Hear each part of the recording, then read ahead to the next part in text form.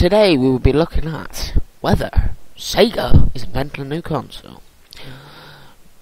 So, I'm just going to pause the video quickly. For you, this will be a matter of a second, just to show you the earnings. This is on Wikipedia, so take it with a pinch of salt, as the saying goes.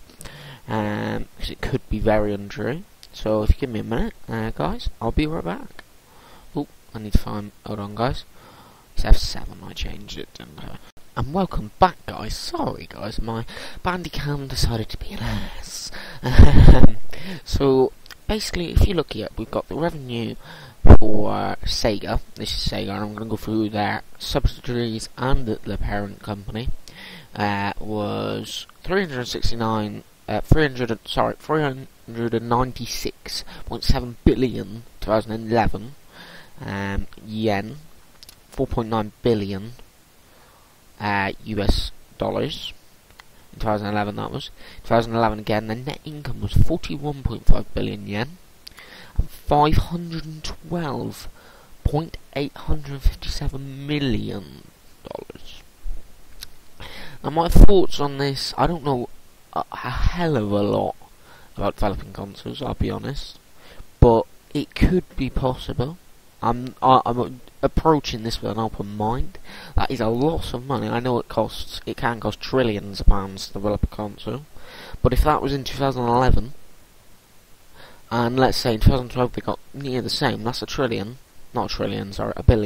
get my facts right, and then 2012 they got the same, that's nearly, and that's not without looking at their actual subsidiaries and their parent company.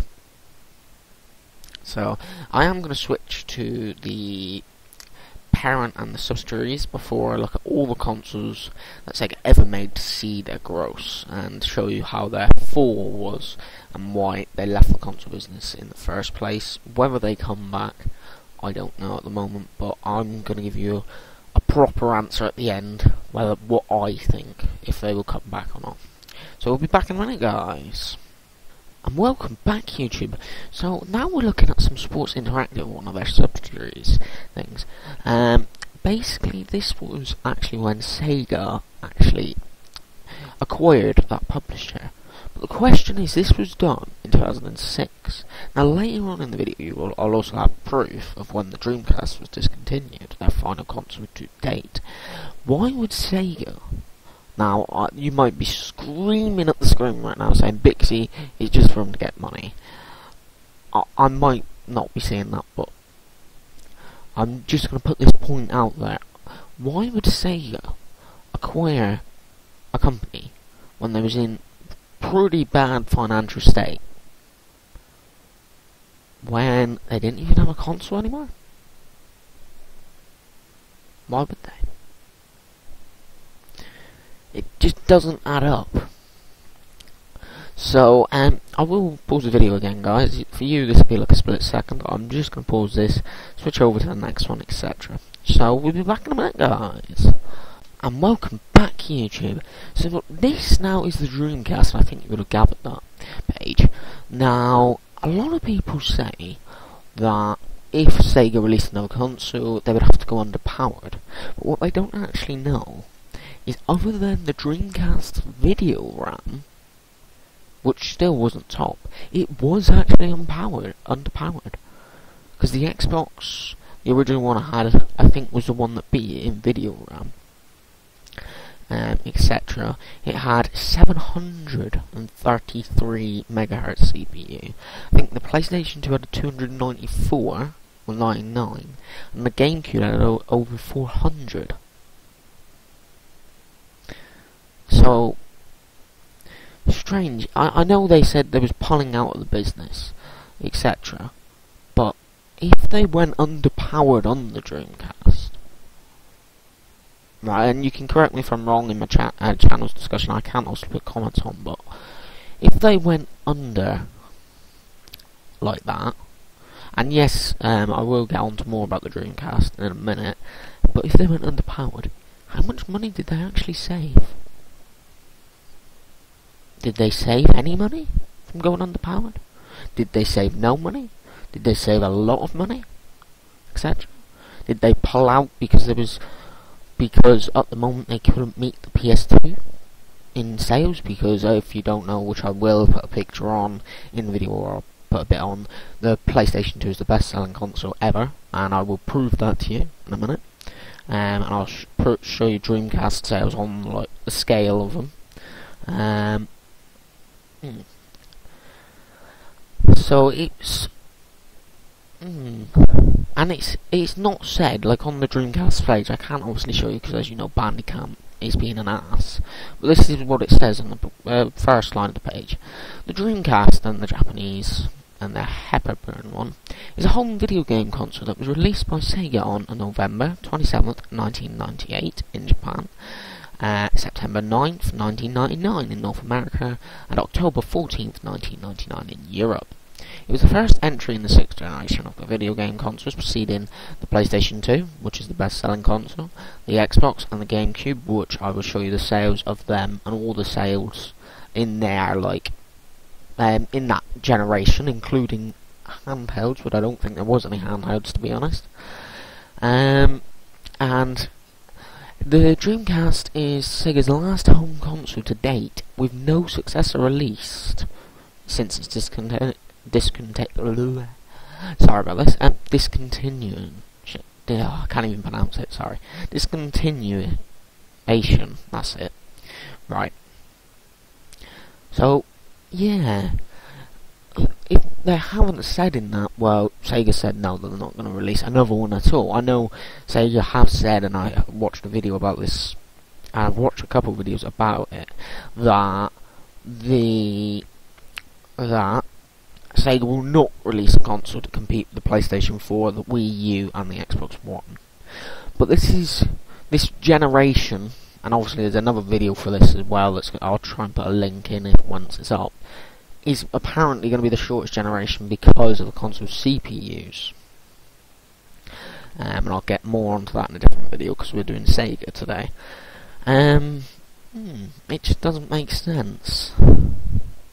Are they going to release a Dreamcast 2? It's very unlikely that if they do release another console, it will be called Dreamcast 2. Because, well, as you know, Sega's consoles have all been named differently, and I will try and show you a picture of a 2013 image that got everyone quite hyped up about the another console, but I don't. To this day, I don't think it's been announced. So let's go through the specs of this. Its media was a CD, mini CD, 1.2 gig GD-ROM. Now, if you don't know, that means it hasn't got a CD-ROM, or can't play like a CD or something like that. I haven't got a DVD like the PlayStation 2 could. It was the 6th generation home video game console, and it was manufactured by Sega.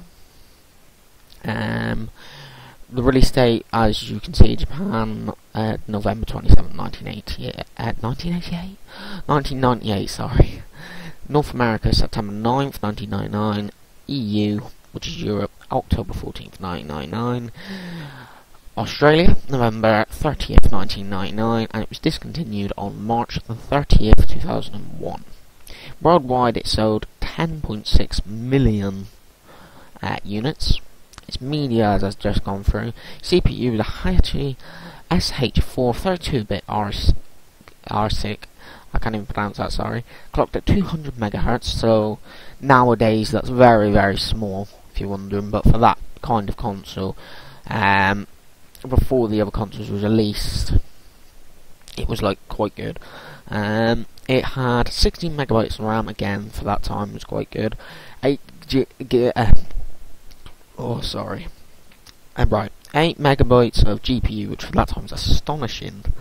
It had a 128 kilobyte VMU storage, which, if you didn't know, I will try and get a picture. It's the little thing that goes into the controller. Try and get a picture. It had a 100 megahertz Power VR2 graphics. That wasn't that good, as I know for that time. I could be wrong, and I will double check this in a minute when I go through all of the 6th generation consoles, because I am going to go through all of them. Obviously I can't show any logos, guys, I apologise, but that's copyright. I can't show any logos. Its online services was Sega Net Dream Arena, which was the first console to have online services. It had a built-in modem, if you didn't know, which went to slide on the side of the camera. Obviously I can't show you, but if I just get my cursor right there, I think it is, it's either there or on the opposite side, you see that little line. That I think's the modem that comes off. If not, it's the other side, it's something like that. And it was the predecessor to the Sega Saturn, which was considered, other than the Atari Jaguar, the biggest flop in video gaming history. It was, and that was because of its complex cell structure and its processor, etc. It was like with the PS3, they had a complex, for people nowadays, they had a very complex like processor, and you know, a lot of people, even though it was powerfuler than the Xbox 360, there was still like weaker ports on it, because of that. It did experience a short lifetime and limited third-party support, but reviewers have considered the Dreamcast ahead of its time, which in some ways it did seem that way. Obviously it included Crazy Taxi, Jet Set Radio, and Shamin, I think I pronounced that right, as well as high quality ports from Sega's Namo arcade system. This obviously basically paved the way for online services. The PS2 you could play online, but didn't have, I don't think the Dreamcast had a store, but I could be wrong. I will say that now, I could be terribly wrong. And obviously if I find out before then, I'll put a thing in the video, a caption or something like that saying, yeah it was, or no it wasn't. And yeah, that was basically that. So now I'm going to pause the video and I shall go on to the Sega Saturn and show you the flop of Sega and basically their fall, as it's classed as. So we'll be back in a minute, guys. And welcome back, YouTube. So with a little change of plan, we are going to actually change it up, and I'm going to show you the power of each system. And I was correct, the Dreamcast was actually the less powerful system, bar for its video RAM, except the Xbox, because the Xbox I think had more. Basically, it's the Dreamcast is here. The one, as you can see, VGA and Sega Net. The one here is PS2, as you can see, PS2 there. The one here is GameCube, as you can see, GameCube. The one here, oh, I don't want to do that, is Xbox, as you can see, by Xbox Live. Basically, the CPU for the Dreamcast was, as I said, 200 MHz there. The PlayStation 2, which was actually considered the less powerful system and still won the generation, was 294 MHz CPU. Later models was 299, so it was close. It had 147 MHz graphics synthesizer, I can't even pronounce that. Its main RAM was 32 MB, SD RAM, video RAM was 4, and its sound RAM was 2. So basically, all of that the Dreamcast beat as classed as the less powerful system was its video RAM. That was it. So yeah, it's if you see it like that, it can be seen as the less powerful system, the Dreamcast, out of that generation, because some people don't class the Dreamcast as that generation, because basically it didn't live as long as that generation. The PlayStation 2, I think, was discontinued, and I've got it here actually, in 2013 worldwide. So, but the Dreamcast was, and I'm going to have to do this separately, EU and North America. EU was 2002, and 2003 for North America. So, yeah, it's a bit like that. As you can see, I am going to show you that as you know, the Xbox had the most powerful one because they were using the video at that time. And I think the next console using the video was the PlayStation 3, and that's the only one to date, as I know of. And that's including handhelds. Oh, excuse me. So that's basically what that is. Obviously, it didn't have good sound apparently. To this as well. It only used VGA, SCART and S-Video, whereas, let me just reference this. I think let's go by the PS2, because this was its main competitor, was Component Terminal, VGA, Scan Games, which was SCAR, and S Video Composite. So it was a bit not ahead, but ahead of its time.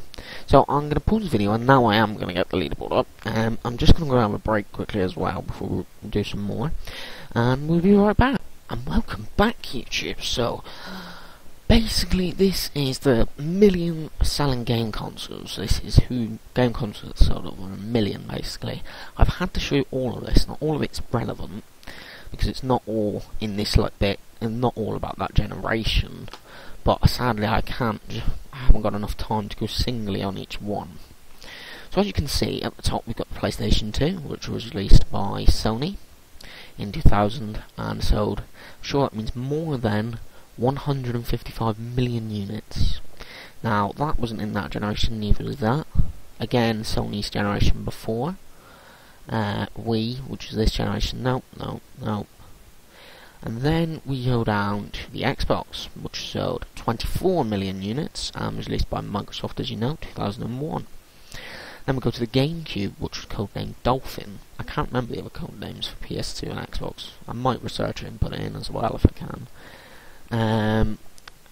Which was released by Nintendo in 2001, and sold 21.74 million units. I think you can see the difference between the PS2 and that quite a lot. Then we go to the Dreamcast, which was released by Sega. It was released in 1998, its first release. This is all first releases, so this might be in Japan first, and it doesn't mean it'll be in Europe, depending. And the Dreamcast was Sega 1998 and 10.6 million units. Now, even the Sega Game Gear, which was released before that, sold just more than that. PlayStation 4 has sold more than that. And even their Master System, which is even older than that, sold more. So, in the Sega Genesis, I think, it was the best-selling Sega console ever. I honestly thought it was a Master System, but I could be wrong. And if you give me a minute, guys, I will pause the video and try and restart it with the whole thing in if I can, and try and show you more Sega consoles. So, we are actually getting near the end of the video, because I think there's one or two more things I wanted to show before I give my final opinion on it, and then end the episode. Yeah, I've got to admit that if, honestly, with Dreamcast, I honestly think if they put a DVD, CD drive in it, they would have done better. I don't know if it would have saved them, to be honest. I don't know if it would have saved them, and I don't think it would have saved them, especially in Japan, but I think they would have done better. And as you can see, Sony benefited off Sega's losses and failure, because if you remember right, now, some people know that before Sony's console, Sony and Nintendo was going for a deal, which was going to build a SNES add-on. Now, as you know, that fell through. Some people do. Then it was Philips they went for a deal. Then they was going to do with all three, which eventually got scrapped. Then it came to the PlayStation, the first one for Sony. And I think it was before the PlayStation or something like that. Yeah, it was before the PlayStation. Sony and Sega was going to be making a console, and this is what not, and some people don't know. Some people don't know that Sony and Sega was actually going to make one. It was actually true, because it went first Nintendo and Philips was going to make one, and Sony teamed up with Sega to make one, and I think it went ahead. I could be wrong. I don't fully know if it did go ahead or not. So I could be wrong there. I will try and check it before this video gets released. Yeah, it's, as you can see, it's a bit like that. If Sony and Sega would have gone together, would Sega have survived? Would have they survived and be still a name? But where would have console gaming been? Would it been the same today without Sony as our proper singles seller, or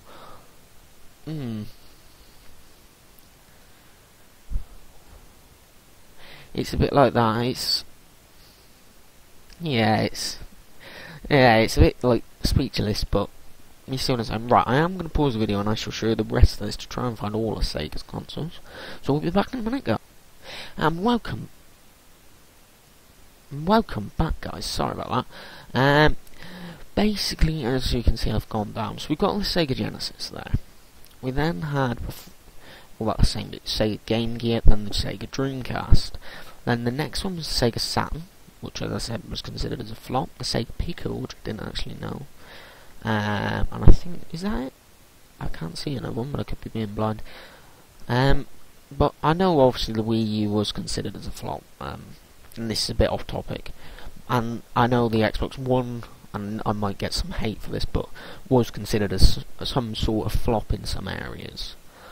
But even if like the Sega Saturn was beating these consoles, and I know fair enough the Sega Saturn was out for like 3 years, and these consoles only been out for well, the Wii U's coming up for 3, I think, and the Xbox One's coming up for 2, just gone over 1.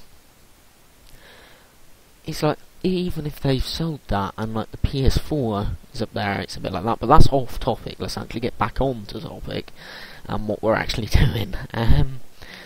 Yeah, that was the Sega console, so I am gonna, on this note, I am gonna actually start giving my conclusion, and then I shall end the episode.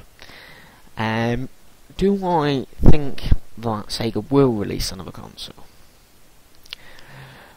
I'm gonna say, personally, in my opinion, no. I'm gonna say in my opinion.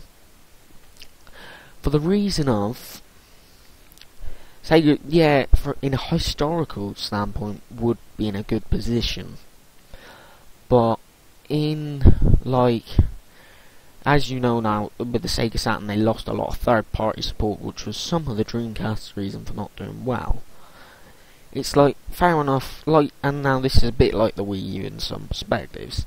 Nintendo, for example, the Wii U, based all on their first-party titles.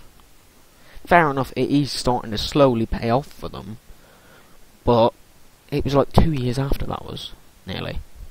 Well, yeah, it is 2 years after. It's like that, you need your third-party titles, and honestly, I don't think they would actually get their third-party titles. I could be wrong, and you could find out in like next year sometime in E3, 2015, Sega might go on the stage and say, oh, we're releasing this Sega Spectrum, which was the image which I forgot to show you, which I'll try and get a picture to put onto this at the end, or something like that. So I'm, as I said, going to say no. So I'm going to say thanks for watching. I hope you enjoyed this, and I'll see you next time. Cheers.